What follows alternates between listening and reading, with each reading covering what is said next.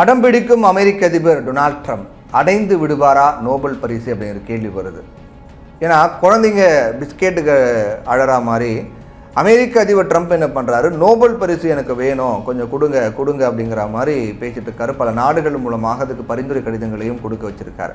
ஆனால் அவருக்கு கிடைக்காது அப்படிங்கிறது தான் யதார்த்த நிலவரமாக இருக்குது. ஏன் அவருக்கு கிடைக்காது, இல்லை வாய்ப்பு ஏதாவது இருக்கா கிடைக்குது அப்படிங்கிற மாதிரி நிறைய விஷயங்களை நம்ம பார்க்க போகிறோம். உலகத்தில் பல துறைகளில் தலை சிறந்து விளங்கக்கூடிய ஒரு ஆளுமைகளை தேர்வு பண்ணி அவங்களுக்கு நோபல் பரிசு அப்படிங்கிறது கொடுக்கப்பட்டு வருது. குறிப்பாக சொல்லணும் அப்படின்னா அமைதிக்கான நோபல் பரிசு, மருத்துவத்துக்கான நோபல் பரிசு, இலக்கியத்துக்கான நோபல் பரிசு, இயற்பியல் வேதியியலுக்கான நோபல் பரிசு, இது எல்லாமே கொடுக்கப்பட்டு வருது. ஸ்வீடனை சேர்ந்த விஞ்ஞானி ஆல்பிரட் நோபல் அவருடைய நினைவாக தான் இது ஒவ்வொரு ஆண்டும் ஏற்கனவே சொன்ன மாதிரி மருத்துவம், இயற்பியல், வேதியியல், பொருளாதாரம், அமைதி, இலக்கியம் இந்த 6 துறைகளில் சாதனை படைத்தவர்களுக்கு வழங்கப்பட்டு வருது. அப்போ உலக அளவில் இது ஒரு மிகப்பெரிய புகழாக அங்கீகாரமாக தான் பார்க்கப்படுது. அந்த வகையில் தான் இப்போது இந்த ஆண்டுக்கான நோபல் பரிசு அப்படிங்கிறது கொடுக்க தொடங்கியிருக்காங்க. இதில் அமைதிக்கான நோபல் பரிசு அக்டோபர் 10ஆம் தேதி அன்னைக்கு கொடுக்க போகிறாங்க. அப்போ என்ன நடக்குது அப்படின்னா, அமெரிக்க அதிபராக இருக்கக்கூடிய ட்ரம்ப் 2வது முறையாக பதவியேற்ற ட்ரம்ப் என்ன பண்ணார், கடந்த சில நாட்களாக நாம் பார்த்துக்கிட்டு இருக்கோம், எனக்கு அமைதிக்கான நோபல் பரிசை கொடுங்க அப்படிங்கிறத அவர் தொடர்ந்து சொல்லிக்கிட்டே இருக்கார். வாய் விட்டு ஒருத்தர் ஒரு நோபல் பரிசை கேட்குறது உலக வரலாற்றில் இதுதான் முதல் முறையாக இருக்கும் அப்படின்னு அதுவும் வல்லரசு நாடாக இருக்கக்கூடிய அமெரிக்காவே அது அதிபரே எனக்கு நோபல் பரிசு கொடுங்கன்னு கெஞ்சி கேட்குறது அப்படிங்கிறது ஒரு கேலிக்கூத்தாக தான் இருக்குது. இப்போ மறைமுகமாக சொன்னார், நேரடியாகவும் சொன்னார், பல நாடுகளையும் தூண்டிவிட்டு சொல்ல வச்சார் அப்படின்ற மாதிரி நம்ம பார்த்துக்கிட்டு இருக்கோம்.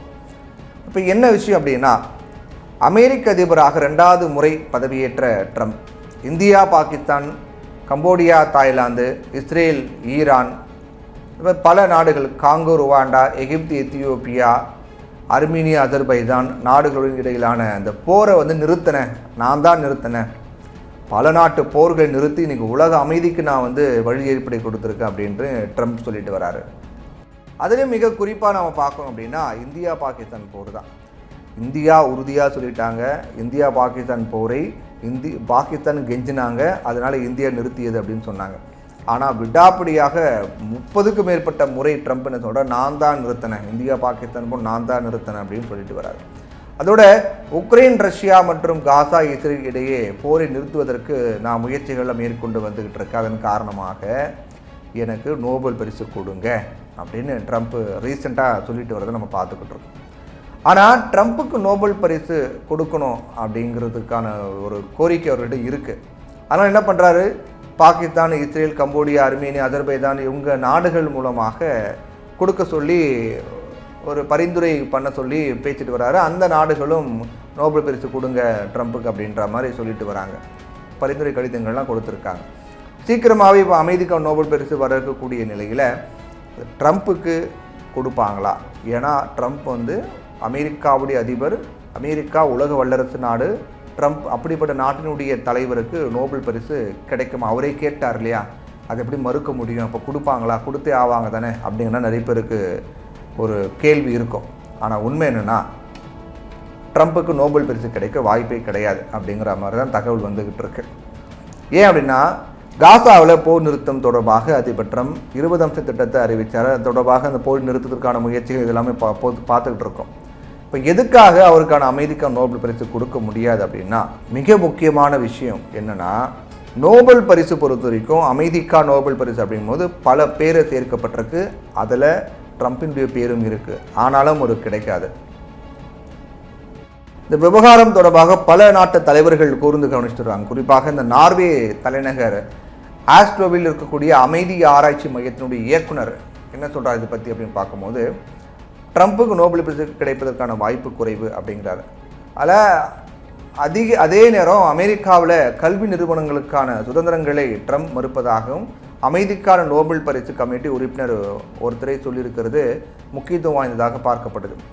ட்ரம்ப்பை பொறுத்த வரைக்கும் கல்வி நிறுவனங்களுக்கான சுதந்திரமான ஒரு நிலையை ட்ரம்ப் மறுத்துட்டு வராரு அப்படிங்கிற ஒரு குற்றச்சாட்டு நோபல் கமிட்டி சேர்ந்த ஒருவரே சொல்லக்கூடிய நிலையில் அதுக்கான வாய்ப்பு எப்படி இருக்கும் அப்படின்னும் சொல்லப்படுது. அதே போல் ஒவ்வொரு ஆண்டும் நோபல் பரிசு ஆயிரக்கணக்கான பெயர்கள் முன்மொழியப்படுது. அந்த வகையில் இந்த ஆண்டுக்கான விருதுக்கான பட்டியலில் சர்வதேச குற்றவியல் நீதிமன்றம், அதே போன்று ஹாங்காங் ஆர்வலர் உள்ளிட்ட பல மனித உரிமை ஆர்வலர்கள், வழக்கறிஞர்கள் அப்படின்னு ஒரு 330க்கும் மேற்பட்ட நபர்கள் பரிந்துரைக்கப்பட்டிருக்காங்க. டொனால்ட் ட்ரம்ப்போட சில தலைவர்களும் அவங்க பேரும் பரிந்துரைக்கப்பட்டிருக்கு. ஆனால் அவருடைய பெயர், டொனால்ட் ட்ரம்பினுடைய பெயர் ஜனவரி 31க்கு பிறகு பரிந்துரைக்கப்பட்டிருக்கு. அதனால் நோபல் விதிப்படி அது செல்லாது அப்படின்னு சொல்லப்பட்டிருக்கு. 2025 பரிசுக்கான பரிந்துரை காலக்கெடு ஜனவரி 31 தான். அதோட 2026 ஆண்டுக்கு மட்டுமே கணக்கில் இப்போ ட்ரம்பினுடைய பேர் வந்து 2026 அதில் கணக்கில் கொள்ளப்படும் அப்படின்னு சொல்லப்பட்டிருக்கு. அப்போது ட்ரம்புக்கான நோபல் வாய்ப்பு அப்படிங்கிறது ரொம்ப கம்மியாகவே இருக்குது அப்படின்னு சொல்கிறாங்க. இறுதிப்பட்டியல் அவருடைய பெயரை சேர்க்காததோட 5 பேர் கொண்ட நோபல் குழுவின் பெரும்பாலான உறுப்பினர்கள் அவரது பரிந்துரைக்கும் எதிர்ப்பு தெரிவிச்சிருக்காங்க அப்படின்னும் சொல்லப்பட்டிருக்கு. ஒருவேளை ட்ரம்புக்கு நோபல் பரிசு அறிவிக்கப்பட்டது அப்படின்னா அது நார்வேக்கு சிக்கலை ஏற்படுத்தும் அப்படின்னும் சொல்கிறாங்க. ஏற்கனவே அமெரிக்காவுடைய 15% வரியை அனுபவித்து வரக்கூடிய நார்வேக்கு இது மேலும் அதிகரிக்கப்படலாம் அப்படின்னு சொல்லப்படுது. உறவுகளிலும் பேச்சுவார்த்தைகளும் சிக்கலை உண்டாக்கலாம் அப்படின்னும் சொல்கிறாங்க. அதனால் எப்படி பார்த்தாலும் இந்த ஆண்டு ஒருவேளை அதிபர் ட்ரம்ப் கொடுக்கணும் அப்படின்னா கூட இந்த ஆண்டு வாய்ப்புலேயே அடுத்த ஆண்டுக்கு தான் வாய்ப்பு இருக்குது அப்படின்ற சில விஷயங்கள்லாம் சொல்லப்பட்டு வருது.